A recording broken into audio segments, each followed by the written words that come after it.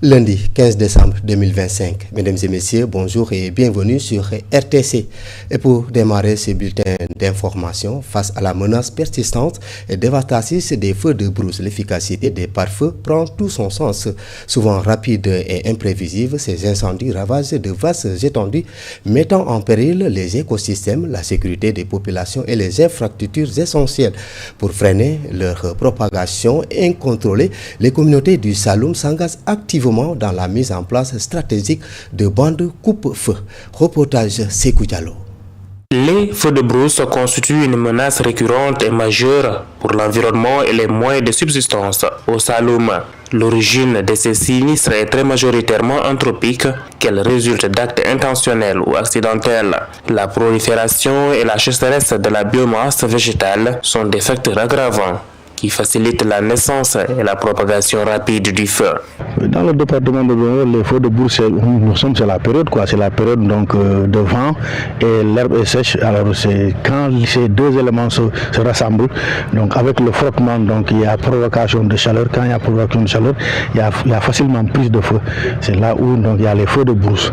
Les causes, c'est des causes anthropiques, donc par l'action humaine. Face à cette menace, la détermination collective des populations est cruciale. Récemment, les habitants de la commune de Prohan ont fait preuve d'une mobilisation exemplaire, réussissant à maîtriser un feu de brousse qui menaçait sérieusement leur culture et leurs biens. Certains ont utilisé des râteaux, d'autres ont amené de l'eau, mais ce n'est pas facile d'avoir de l'eau en quantité suffisante. Nous sommes obligés d'utiliser les feuilles et les branches des arbustes. Les conséquences de ces incendies sont souvent lourdes et dramatiques, affectant directement les secteurs vitaux de l'économie rurale, l'agriculture et l'élevage. L'élevage est impacté par ces feux. L'agriculture aussi parce que les terres sont brûlées. Si le tapis herbacé est complètement éliminé par les feux, les animaux font face à un problème de trouver de quoi manger.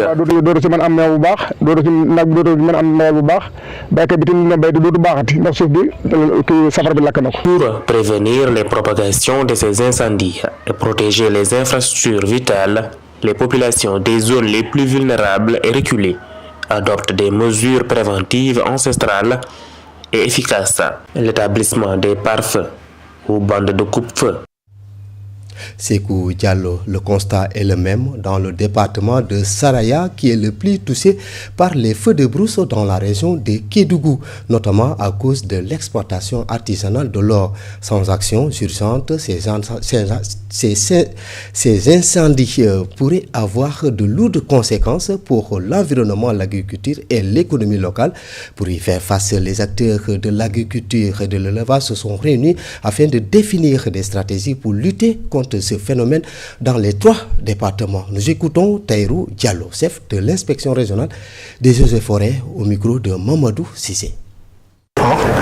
Qui était réunis aujourd'hui donc pour réfléchir ensemble sur la stratégie à mettre en œuvre au niveau régional, au niveau donc des départements, au niveau donc des arrondissements, pour voir comment faire face à ce fléau qui nous préoccupe depuis des années. C'est-à-dire les feux de brousse qui chaque année donc parcourent de nombreux hectares, déciment donc parfois le bétail et participent à la dégradation des ressources forestières. C'est une problématique qui est très difficile à circonscrire, mais malgré tout, plus ou moins, la sensibilisation reste encore donc l'un des premiers éléments à mettre en œuvre au niveau local pour pouvoir éveiller les communautés, éveiller les populations à pouvoir éviter, parce que quand le feu déjà est évité, donc en tout cas la majeure partie donc est réussie. Donc l'essentiel est axé donc sur cette sensibilisation pour au niveau donc local, au niveau donc des radios, à travers donc des émissions radio, mais à travers également donc des caravanes de sensibilisation pour éveiller toute la communauté, toutes les populations, tous les coins et recoins, pour éviter surtout qu'il y ait déclenchement de feu et sensibiliser par rapport à certains comportements qu'il faudra éviter pour pouvoir éviter donc ce désastre. Malgré donc tous les efforts, la forêt continue de brûler. Mais comme on le dit, ce n'est pas une fin en soi. Il faudra toujours s'armer de patience. En tout cas, donc impliquer tout le monde, surtout les collectivités territoriales, à travailler avec les ASC, donc, qui sont les principaux acteurs donc, dans cette préservation des ressources, à travailler donc, avec en tout cas à collaborer avec les sociétés minières, les projets ONG qui accompagnent les communautés ensemble. À Sédhiou, la prise en charge des orphelins a été au centre des échanges ce samedi lors de la première journée dédiée organisée par l'orphelinat régional Jannatul Firdaus, placée sous le thème au chantier de la solidarité, le Sénégal face à l'orphelinat. Cette initiative vise à sensibiliser et à mobiliser davantage de soutien pour améliorer les conditions de vie des enfants vulnérables. Malamine Diatta, conseiller technique de l'orphelinat régional, s'exprime au micro de Omar Sissé. Le thème qui nous réunit aujourd'hui tourne autour au chantier de la solidarité, le Sénégal face à l'orphelinat. En Sédhiou, on dira au chantier de la solidarité, Sédhiou face à l'orphelinat. On a choisi ce thème parce que nous pensons que le premier acte de développement doit être d'abord la solidarité. C'est pourquoi nous pensons que il est bon dans chaque département de regrouper, n'est-ce pas, donc les orphelins, de leur trouver un cadre pour d'abord leur assurer une éducation, mais également l'instruction pour que demain qu'ils soient capables de se prendre en charge. Sédhiou n'est pas comme les autres régions qui ont devancé de très loin en termes de prise en charge des orphelins, qui ont dépassé de très loin Sédhiou. Mais Sédhiou aussi a pris une initiative avec la reconnaissance juridique. Maintenant est en train de faire, n'est-ce pas, son bon chemin. On attend à ce que les autorités locales, administratives, aient une volonté politique d'accompagner ces enfants. C'est un sacerdoce, c'est que les autorités en premier chef doivent le savoir. Il est bon, n'est-ce pas, quand on veut faire un acte de solidarité aux orphelins, qu'on puisse vous dire, ils sont à tel endroit. Mais s'ils sont dispersés, on ne peut pas savoir comment donner. Dans l'actualité de ce lundi également, les organisations de femmes du département de Podor s'impliquent de plus en plus dans la transformation des produits alimentaires locaux, une dynamique qui permet non seulement de créer de la valeur ajoutée autour des denrées et de la pharmacopée du terroir, mais aussi d'augmenter les revenus des ménages. Toutefois, ces femmes font face à de nombreuses difficultés dans l'exercice de leurs activités. Aminata Ndiaye nous en dit plus.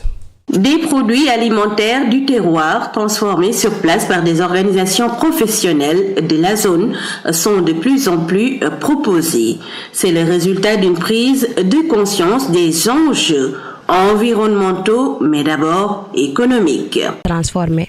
Nous exposons du couscous, du tchadri, entre autres produits transformés, mais nous accompagnons également les dames dans leur ménage pour des astuces de femmes. Je voudrais être accompagnée pendant au moins 2 ans pour former des jeunes qui vont prendre la relève. Je travaille comme base de la farine enrichie depuis 1998. On a été formé et accompagné pour obtenir du matériel afin de renforcer notre unité, mais on rencontre des problèmes comme la commercialisation. C'est la plus grande difficulté d'ailleurs des femmes transformatrices. Un savoir-faire qui s'étend également à la pharmacopée. Des produits bio prennent de plus en plus d'importance dans le traitement des pathologies endogènes. Mes produits sont bio et traitent toutes sortes de maladies. J'ai commencé il y a de cela 2 ans et les gens apprécient mes médicaments. Je vends même à l'international. Je rends grâce à Dieu.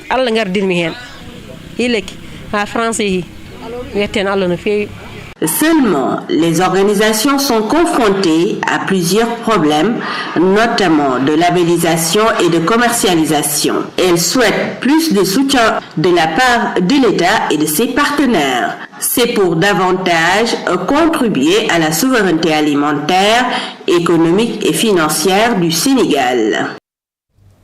Aminata Ndiaye. Et pour terminer, direction le sud du pays. La tournée économique annoncée du président de la République à Ziguinchor suscite à la fois espoir et interrogation. Si cette visite est perçue comme une opportunité de développement pour la région, elle relance également le débat sur les attentes réelles des populations et sur les nécessités d'action durable au-delà des préparatifs ponctuels liés aux visites officielles. Suivons ce micro-trottoir réalisé par Zinette Aïssatou Badji.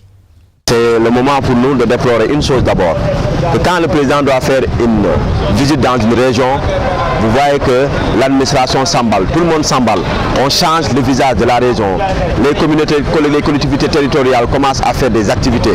Nous pensons que ça c'est un manque de sérieux, un manque de respect vis-à-vis des populations qui habitent dans ces communes-là ou dans ces localités-là. Les femmes, les formés, création des GIE, des financements pour la région de Ziguinchor. Nous parce que sa présence revêt une importance capitale pour la région.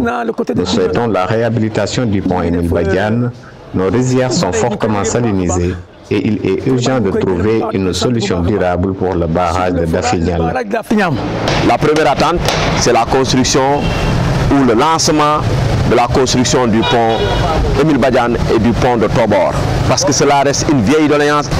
Et l'autre chose, c'est d'attendre aussi qu'il lance les travaux véritablement de la boucle du Fogny, les travaux de la route de Kafountine, les travaux de la route du Cap Skirring. Parce que voilà des poumons économiques de la Casamance où malheureusement les routes sont chaotiques et il semble même que à la limite ça ressemble à du sabotage. Justement, c'est ce micro-trottoir qui met fin un terme à ce bulletin d'information sur la première radio-télévision communautaire du Sénégal. Restez avec nous, l'information continue sur www.sn. Mais tout à l'heure, vous aurez d'abord votre matinale communautaire en compagnie de Maïfaï et de son invité pour parler de la réciprocité des visas. Mesdames et messieurs, merci de nous avoir suivis. Bon début de semaine à vous tous.